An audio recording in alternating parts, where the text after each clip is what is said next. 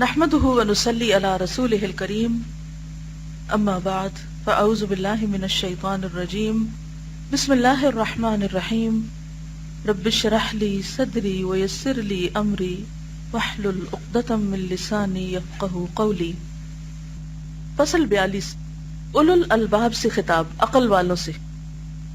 معاصی کی ایک سزا یہ بھی ہے کہ عقل انسانی کو خراب کر دیتے ہیں، عقل کو بگاڑ دیتے ہیں، اور عقل ہی انسان کو باقی مخلوق سے ممتاز کرتی ہے۔ دو ایسے آدمیوں کا موازنہ کیجئے جو عقل مند کہے جاتے ہوں۔ دو لوگ ذہن میں لائیے، ان کو کمپیئر کیجئے جن کو لوگ عقل مند سمجھتے ہیں۔ ان میں سے ایک اللہ تعالیٰ کا مطیع و فرما بردار ہے اور دوسرا عاصی و نافرمان، کیونکہ بعض اوقات گناہ گاروں میں سے بھی کچھ یا بے دین لوگوں میں سے بھی کچھ بڑے عقل مند مشہور ہو جاتے ہیں۔ مطیع و فرما بردار آدمی کی عقل و خرد یقیناً وافر اور مکمل ہوگی، اور اس کی فکر اور رائے صحیح اور سلجھی ہوئی ہوگی، اصابت رائے سے وہ زیادہ قریب ہوگا۔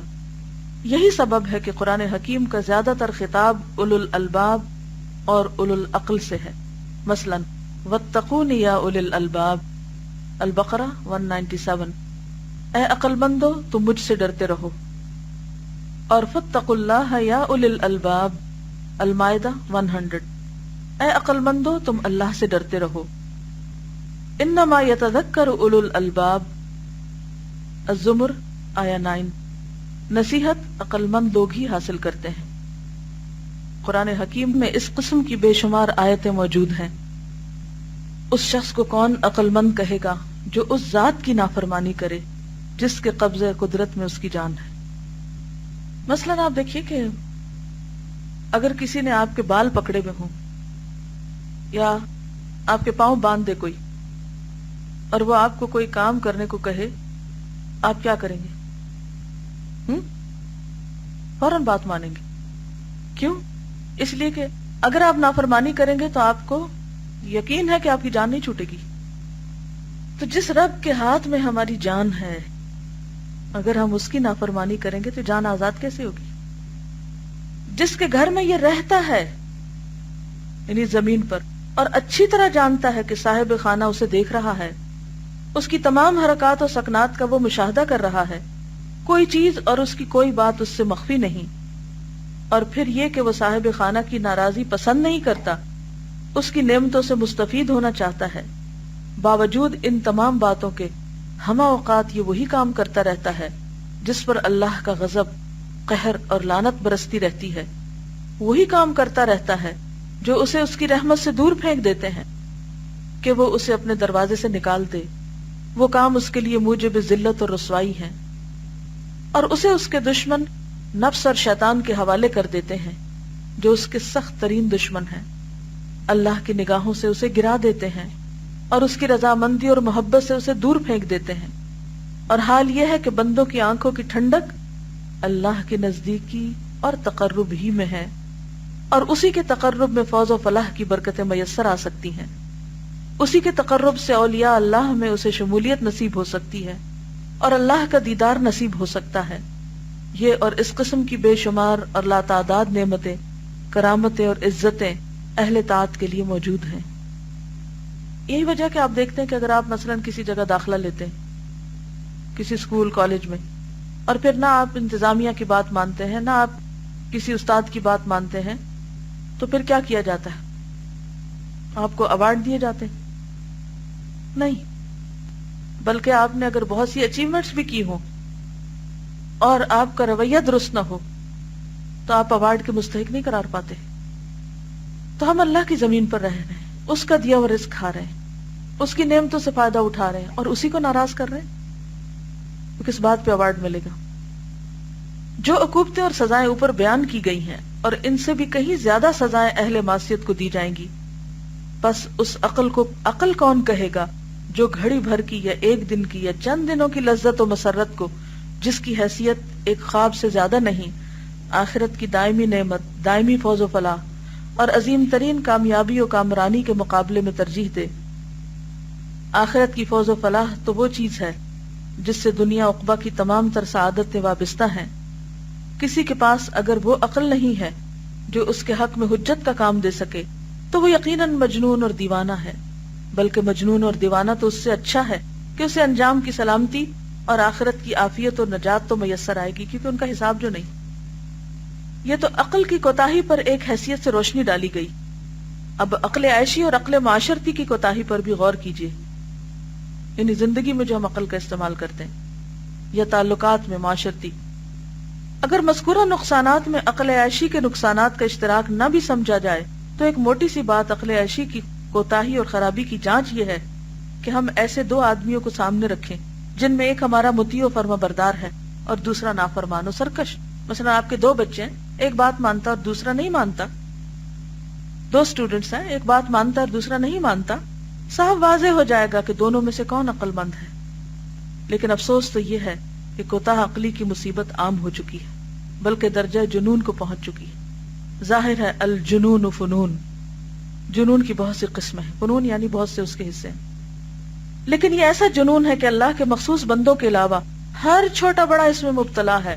یا للعجب، یہ کیسی عقلیں اور کیسی عقل مندیاں ہیں۔ اگر عقلیں صحیح ہوتی تو یہ بات نہایت آسانی سے سمجھ لیتی کہ حقیقی لذت و فرحت، حقیقی سرور اور خوشگوار عیش و زندگی تو وہی ہے جس میں منعم حقیقی کی رضامندیاں موجود ہوں، کیونکہ ہمہ قسم کی نعمتیں اسی کی رضامندی سے اور ہمہ قسم کے مصائب و آلام اس کی خفگی اور ناراضگی ہی سے وابستہ ہیں۔ نعمتیں اور انعام اللہ کی اطاعت سے وابستہ ہیں اور مصائب اور پریشانیاں اس کی نافرمانی سے وابستہ ہیں۔ واقعہ یہ ہے کہ آنکھوں کی ٹھنڈک، تسکین قلب، سرور نفس، حیات قلب، لذت روح، لذت آگی عیش، خوشگوار زندگی تو وہی ہے جس میں منعم حقیقی کی رضامندیاں شامل ہوں۔ جو قیمتی اور انمول نعمتیں اسے منعم حقیقی یعنی اللہ تعالیٰ جو حقیقت میں انعام دینے والا ہے کی رضامندی سے حاصل ہوں گی، وہ اس قدر بیش بہا ہوں گی کہ اگر اس کا شمع برابر یعنی ذرہ برابر بھی دنیا و ما فیہا کی نعمتوں کے مقابلے میں رکھا جائے تو دنیا کی نعمتیں اس کے مقابلے میں ہیچ ہوں گی۔ کسی انسان کو اس نعمت میں سے ادنا معمولی سے معمولی حصہ بھی مل جائے تو وہ دنیا و ما فیہا کو بھی اس کے عوض میں منظور نہیں کر سکتا، کیونکہ یہ معمولی سا حصہ اس قدر قیمتی ہوگا کہ دنیا کی بڑی سے بڑی نعمت سے بھی زیادہ ہوگا۔ آخرت کی مختصر سے مختصر نعمت بھی ایسے ہوگی کہ وہ ان تمام مشقتوں اور انواع و اقسام کے ہموم اور غموم سے پاک ہوگی جو دنیا داروں کو دنیاوی نعمتوں کی تحصیل میں برداشت کرنے پڑتے ہیں۔ آخرت کی نعمتوں کا تو یہ حال ہے کہ ابھی دو نعمتیں بلا کسی مشقت و تکلیف کے مل گئی اور دوسری دو نعمتوں کا انتظار ہے، اور اگر وہ بھی بلا مشقت و محنت کے حاصل ہو گئی تو اگلی کا انتظار کرو۔ بس حقیقت وہی ہے جو اللہ تعالیٰ نے بیان فرمائی ہے، ان تکونوا تعلمون فانہم یعلمون کما تعلمون وترجون من اللہ ما لا یرجون، سورۃ النساء آیہ 104۔ اگر تمہیں تکلیف پہنچی ہے تو جیسے تمہیں تکلیف پہنچتی ہے انہیں بھی تکلیف پہنچتی ہے، اور تمہیں اللہ سے وہ امیدیں ہیں جو انہیں نہیں۔ لا الہ الا اللہ، وہ آدمی کس قدر کوتاہ عقل اور کم سمجھ کہا جائے گا جو موتی کو مینگنی کے عوض اور مشک یعنی مسک کو گوبر کے عوض فروخت کر ڈالتا ہے۔ انبیاء، صدیقین، شہداء اور صالحین کی رفاقت کے مقابلے میں ان لوگوں کی رفاقت کو ترجیح دیتا ہے جن پر اللہ کا غضب اتر چکا ہے اور جن پر اس نے لعنت بھیجی ہے اور جن کے لیے جہنم تیار کر رکھی ہے جو بہت ہی برا مقام ہے۔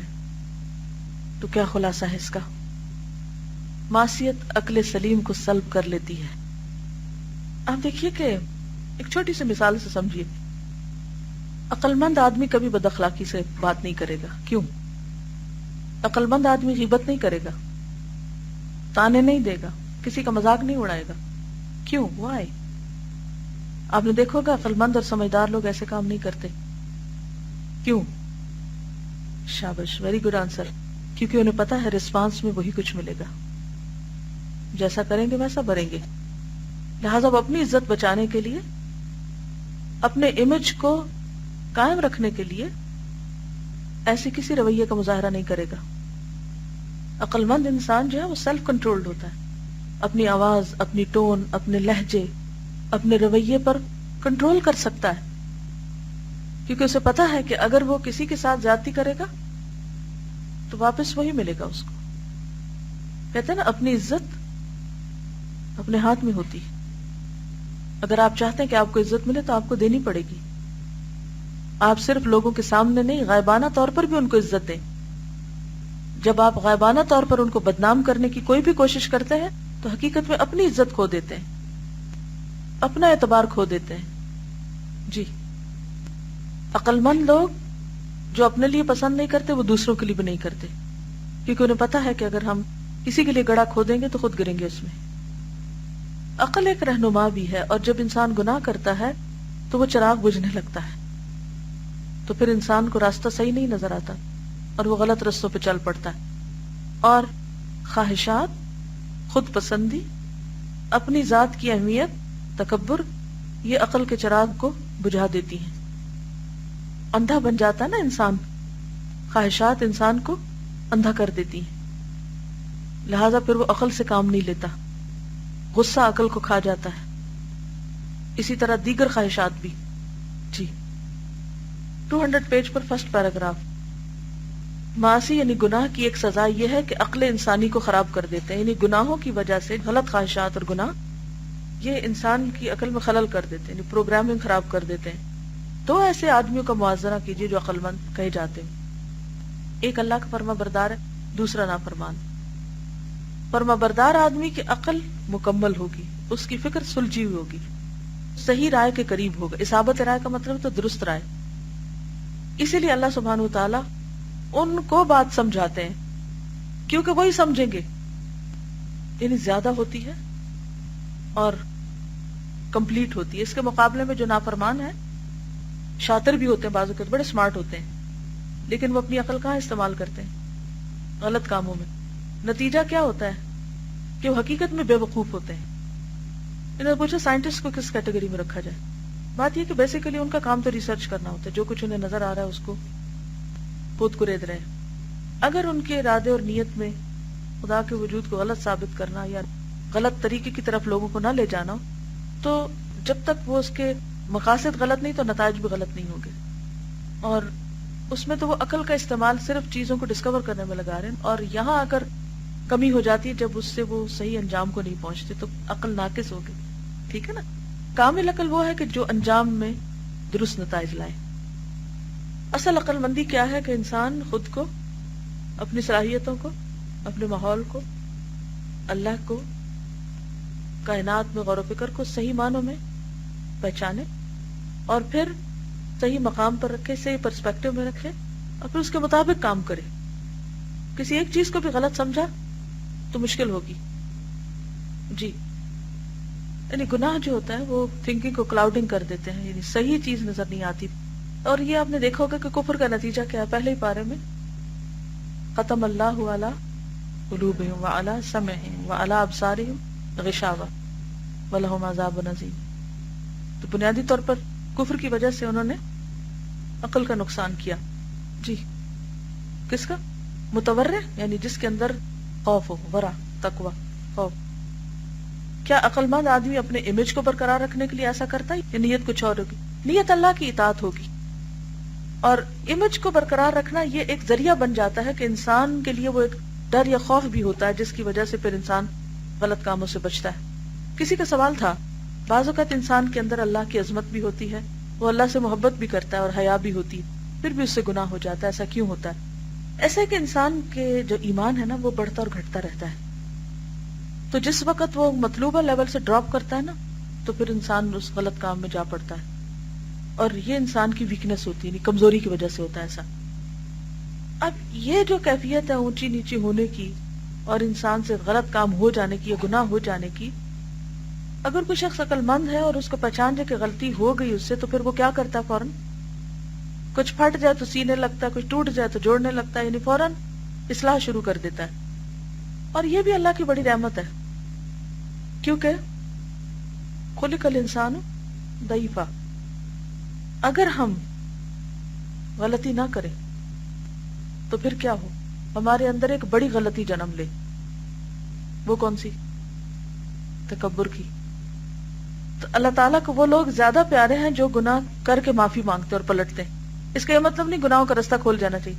اس کا مطلب یہ ہے کہ انسان ہونے کے ناطے اعتراف کرے کہ میں کمزور ہوں اور مجھ سے ہو سکتا ہے، میں کوئی فرشتہ نہیں ہوں، اور بہت سے اسباب بن جاتے ہیں. کبھی انسان جسمانی تھکاوٹ کی وجہ سے کمزور پڑ جاتا ہے، کبھی انسان ذہنی کسی پریشانی کی وجہ سے کمزور پڑ جاتا ہے، کبھی انسان کوئی غلط کام کر چکتا ہے تو اس کے نتیجے میں غلط کام آ رہا ہوتا ہے. کئی اسباب ہوتے ہیں، لیکن جب تک اس کے اندر اللہ کی عظمت، حیا اور محبت ہے، وہ فوراً پلٹتا اور اصلاح کرنے لگتا ہے، اور پھر وہ پہلے سے بھی زیادہ اللہ کا محبوب ہو جاتا ہے. عقل مند جو ہے نا، وہ کبیرہ گناہوں سے بہرحال بچتا ہے. ان تجتنبوا کبائر ما تنہون عنہ نکفر عنکم سیئاتکم. جی بالکل، جس کا ایمان جتنا زیادہ ہے اتنا ہی زیادہ عقل مند ہے. سبحانک اللہم و بحمدک نشہد ان لا الہ الا انت نستغفرک و نتوب الیک. السلام علیکم و رحمۃ اللہ وبرکاتہ.